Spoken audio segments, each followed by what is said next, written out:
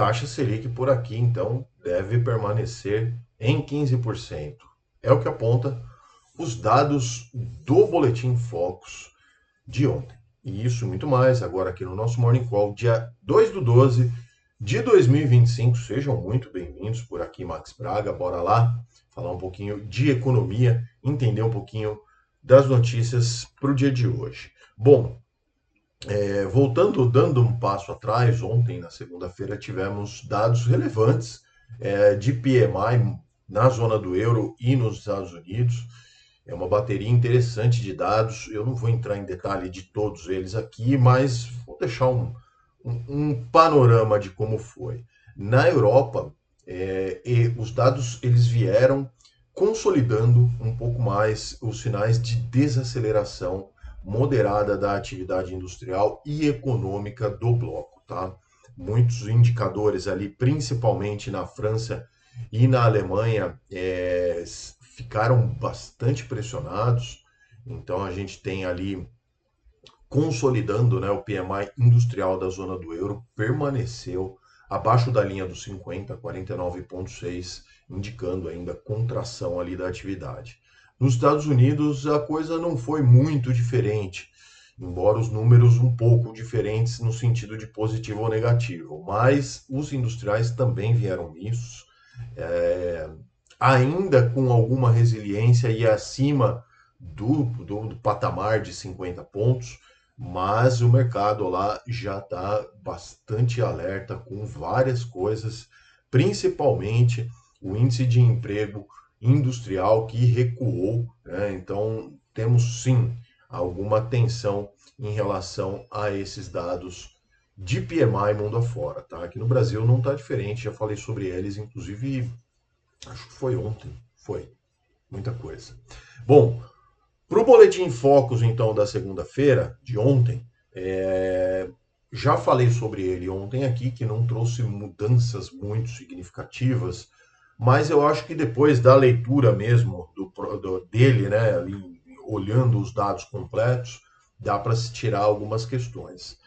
Bom, acho que a parte mais relevante é o pequeno ajuste ali no IPCA, né, de 4,45 para 4,43, que é a inflação no caso, e a parte do PIB permaneceu estável ali nas projeções em 2,16. O câmbio também seguiu cravado ali no 5,40 e a taxa Selic, sim, né, ainda o consenso de mercado entende que não vai haver ajustes na nossa taxa Selic nesse ano de 2025. Tá? Então, isso só deve acontecer para próximas reuniões no ano de 2026. Inclusive, ontem eu assisti uma live do presidente do Banco Central, do Galípolo, onde ele dá pistas ali que isso realmente não deve ser maior, né? Já devemos estar no topo mesmo, cada dia mais reforça esse cenário de que a taxa Selic está no topo, não deve subir mais do que já subiu, mas ele ainda sinaliza que não deve se antecipar e começar a queda de juros sem antes confirmar os dados ali que a inflação, o mandato da inflação, né, está dentro das metas ali, das bandas que o Banco Central se propõe a cumprir, né? Então é isso. Agora, para horizontes mais longos, ficou ali uma estabilidade mais interessante. Por exemplo, em 2028, o Boletim Focus, lógico que esses dados dependem de muita coisa, mas projetando ali uma Selic para 9,5%. Então, assim, qual é o recado, né? Ainda tem muito tempo de renda fixa aí rendendo bastante bem, e será bastante gradual a queda dos juros no Brasil, tá? Bom, outra coisa, então, os mercados principais, né, norte-americanos ontem fecharam o dia em queda e abrem hoje também, já vou falar sobre isso. Dow Jones recuou 0,90, o S&P perdeu 0,53 e a Nasdaq caiu 0,38. O Brasil acompanhou, ontem o Ibovespa caiu 0,29% aos 158.611 pontos. Os destaques de alta ficaram com Eneva 3,42, VEG também subiu 2,10 e os destaques de queda ficaram com Marfrig 5,02 e CA 4,28, tá, pessoal? Para hoje, né, para o dia de hoje, os mercados começam aí operando em baixa nos Estados Unidos, na Europa, mais estáveis, enfim, já vamos passar por isso tudo. Eles interrompem, então, uma, um ciclo de alta aí em vésperas, né? E o movimento ele está refletindo, sim, mais aversão a risco, alimentados, sim, por temores na inflação nos Estados Unidos e avaliações muito esticadas sobre ações de inteligência artificial. Enfim, isso aí vai persistir por algum tempo ainda, tá? E embora o mercado ainda tenha lá, só aumenta a probabilidade dos investidores, né, de todo o mercado, do consenso do mercado, que o Fed sim vai baixar mais 0,25 ponto percentual da taxa de juros nessa reunião agora em dezembro. A probabilidade pela ferramenta do Fed Watch já está em 87,6%, então praticamente já consenso. Bom, os mercados, então, Dow Jones agora, nesse momento, tudo negativo, tá? 0,13, S&P 0,14 e Nasdaq Futuro 0,18. Então, abertura não tão problemática, né? Ali, mas no campo negativo nos Estados Unidos. Na Ásia e no Pacífico, os mercados eles subiram em sua maioria no dia de ontem para eles, hoje para nós, se recuperando então até da onda de vendas que tiveram na segunda-feira, né?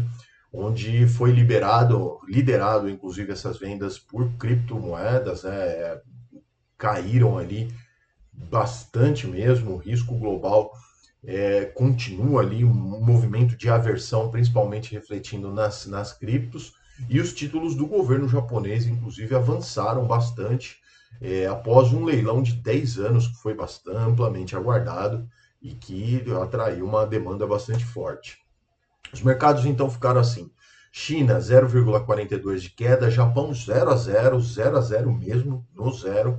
Hong Kong mais 0,19, Índia menos 0,55 e Austrália mais 0,17%. Os mercados hoje na Europa operam sem uma direção única, enquanto ainda continuam ali a ter dificuldades de ganhar algum impulso agora para dezembro, né?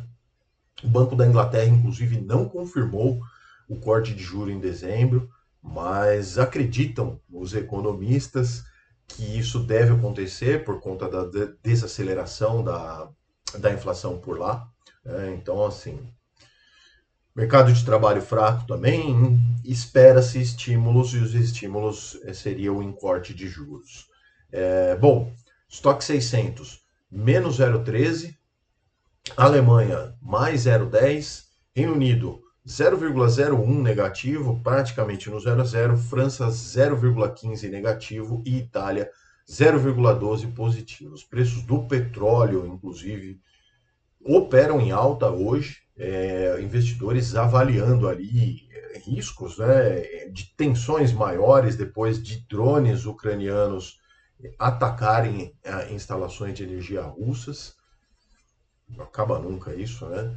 E também as tensões agora aqui no nosso lado aqui do continente entre Estados Unidos e Venezuela. Isso vai pesar aqui no petróleo. Minério de ferro lá na China também fechou em alta, com a demanda maior por infraestrutura. O consumo acabou ficando mais estável agora. E vamos lá então. O preço do Brent, que é referência inclusive para a nossa petroleira, a Petrobras, 0,06 nesse momento, de alta, 63 dólares e 21 centavos o barril. O minério de ferro negociado lá em Dalian, na Bolsa da China, fechou em 0,50% de alta. E o Bitcoin ensaiou ali uma leve recuperação depois de bastante amassado o preço, né? Chegou a cair abaixo ali dos 86 mil dólares, sobe agora 1,43. Ontem a queda foi bastante sensível de novo. 86.400 $633 cada unidade, tá? Esse então era o vídeo de hoje, espero que vocês tenham gostado. Claro, já peço para todos, né? Claro, se inscrevam no canal, deixe seu like, comenta as notícias comigo aqui na caixinha de comentários e eu te vejo amanhã aqui no nosso Morning Call. Um forte abraço a todos, bons negócios, tchau!